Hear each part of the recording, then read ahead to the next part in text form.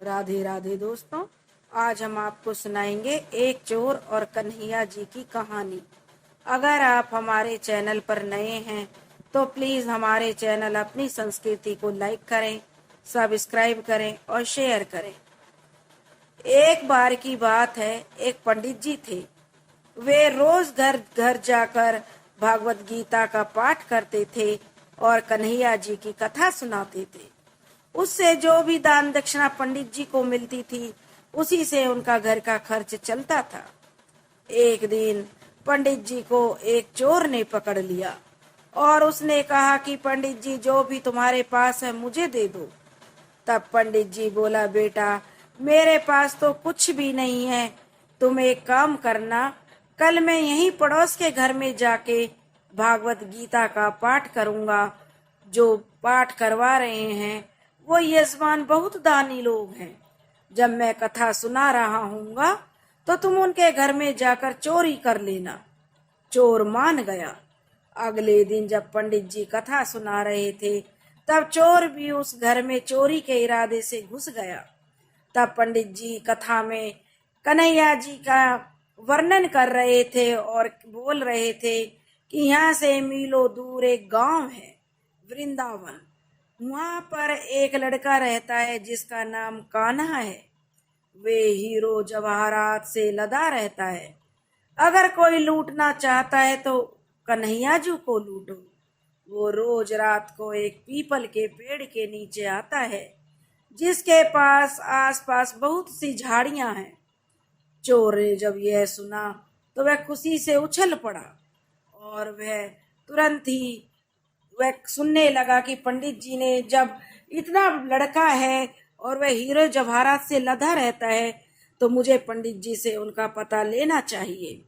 इस घर में चोरी करके मुझे क्या मिलेगा। इतना करते ही चोर खुशी खुशी वहां से चल दिया। और जब पंडित जी कथा सुनाकर जाने लगे तो वह पंडित जी को उसने फिर पकड़ लिया और चोर को देखकर पंडित जी घबरा गए। चोर ने कहा, पंडित जी मुझे कान्हा को लूटना है और आप मुझे उसका पता बता दीजिए। कान्हा पंडित जी यह सुनकर हैरान रह गए। वह कहने लगे, पंडित जी जल्दी से उसका पता बताइए, नहीं तो मैं आपको मार दूंगा।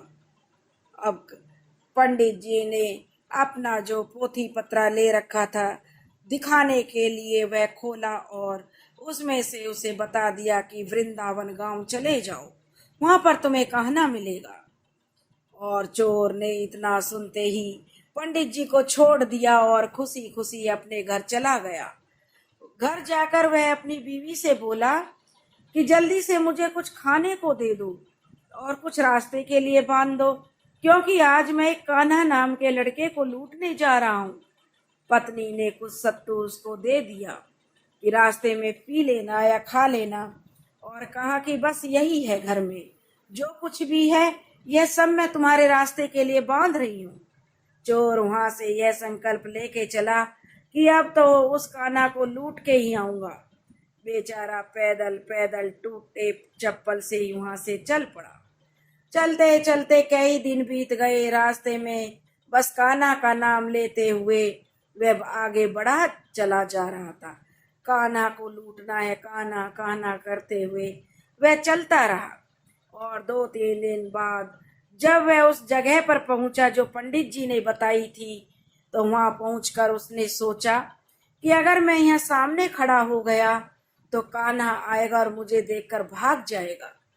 मैं यहाँ, मेरा आना यहाँ पर बेकार हो जाएगा।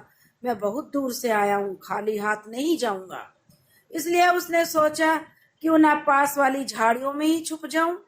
वो जैसे ही झाड़ियों में घुसा, झाड़ियों के कांटे उसे चुभने लगे और उसके मुंह से एक ही आवाज आई, कान्हा कान्हा। उसका शरीर लहूलुहान हो गया, पर मुंह से सिर्फ यही निकलता, कान्हा आ जाओ कान्हा। अपने भक्त की ऐसी दशा को देखकर कान्हा जी चल पड़े। तब रुक्मणी जी बोली, प्रभु आप कहाँ जा रहे हो? वह चोर तो आपको लूट लेगा। प्रभु बोले, कोई बात नहीं रुक्मणी, अपने ऐसे भक्तों पर तो मैं लुट जाना ही पसंद करता हूँ। अपने भक्तों के लिए तो क्या, लूटना तो क्या, मैं मिट जाना भी पसंद करूंगा।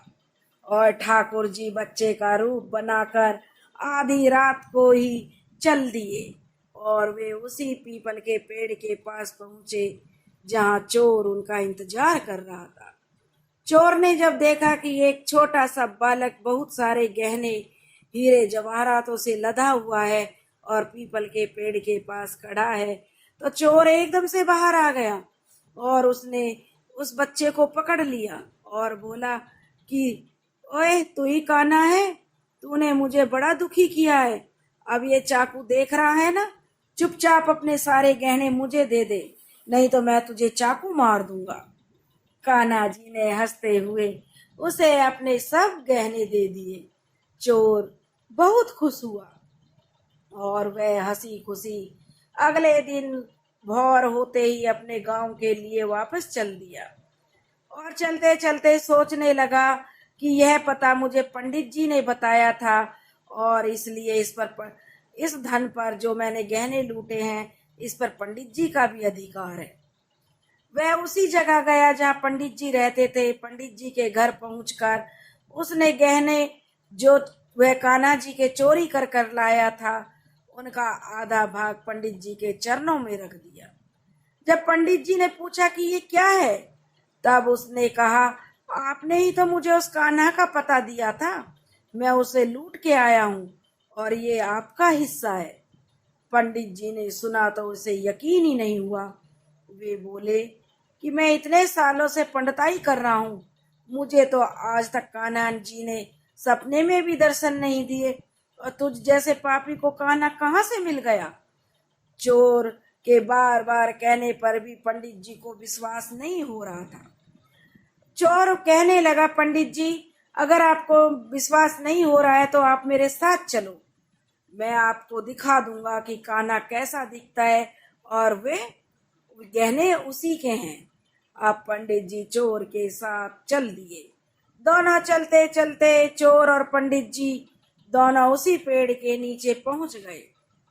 चोर ने कहा, पंडित जी, झाड़ियों में छुप जाते हैं, नहीं तो कान्हा आएगा नहीं और हमें देखकर भाग जाएगा। जब वे दोनों चोर और पंडित जी झाड़ियों में छिपने के लिए गए तो उनको फिर से कांटे लगे और उनका शरीर लहूलुहान हो गया। उनके मुंह से सिर्फ यही निकल रहा था, कान्हा कान्हा। ठीक आधी रात को कान्हा बच्चे के रूप में फिर वहीं आए और कान्हा जी को बाहर जब खड़े हुए देखा तो दोनों पंडित जी और चोर झाड़ियों से बाहर निकल आए। पंडित जी की आंखों में आंसू थे, वे फूट फूट कर रोने लगे और जाके चोर के चरणों में गिर गए और बोला, पंडित जी बोला कि हम जिसे आज तक देखने के लिए तरसते रहे, जो आज तक लोगों को लूटता आया है, तुमने उसे ही लूट लिया। तुम धन्य हो, आज तुम्हारी वजह से मुझे भी कान्हा जी के दर्शन हो गए, मेरा जीवन भी धन्य हो गया। तुम धन्य हो। ऐसा कहकर जो ब्राह्मण था वह चोर के चरणों में गिर पड़ा। हमारे कान्हा जी का प्यार अपने सच्चे भक्तों के लिए ऐसा ही है, वह अपने सच्चे भक्तों पर मर मिटते हैं। जो उसे सच्चे दिल से पुकारते हैं तो कान्हा जी दौड़े दौड़े चले आते हैं और हमेशा अपने भक्तों की जो है पुकार सुनते हैं। दोस्तों, सच्चे मन से ध्याइए, कान्हा जी दौड़े दौड़े चले आते हैं, अपने भक्तों की सच्ची पुकार जरूर सुनते हैं। इसलिए अगर आपको कहानी पसंद आई हो तो कमेंट बॉक्स में राधे राधे जरूर लिखें। राधे राधे।